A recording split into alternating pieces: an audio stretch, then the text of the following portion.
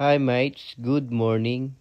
So, papakita ko nga lang pala yung siling tanim ng daddy namin. First time nga lang pala niyang magtanim ng sili.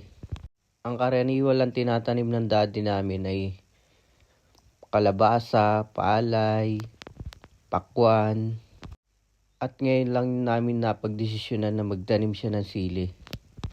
Kasi palagi namin problema mga mates ay yung puhunan.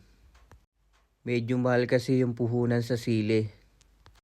Sa binhi pa lang, sa plastic, sa leteng, sa tulos, fertilizer, insecticide, herbicide.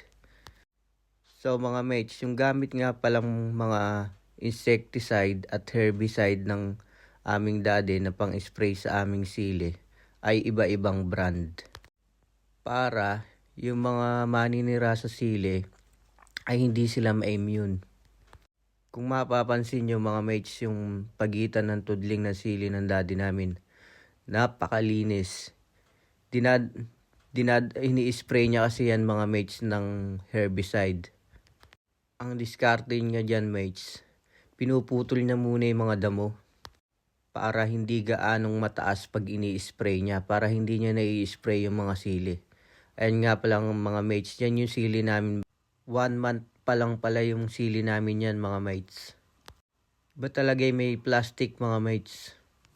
Ginhawa sa nag-aalaga pero dagdag puhunan nga lang mga mates. At pwede pa naman natin gamitin yan sa isa pang taniman na gulay. At kung mapapansin nyo mga mates, napakalakas ng hangin dyan sa video na yan. Diyan naman pumapasok ang kahalagahan ng ating leteng at mga tulos. Kung tatanungin nyo nga palang mga mates kung gaano kaluwang yung silihan ng aming daddy, nasa 1/4 hectare lang yan mga mates. At pumitas na nga pala minsan yung aming daddy, tinatawag namin na halaw. Unang pitas mga mates, 500 kilos. Napakadaming napitas mga mates. Kaya lang hindi natin napabidyohan. Sa susunod na video natin, ipapakita natin kung gaano karami napitas. Hanggang dito na lang mga mates. Kung di pa kayo nakasubscribe, pasubscribe naman yung aking YouTube channel.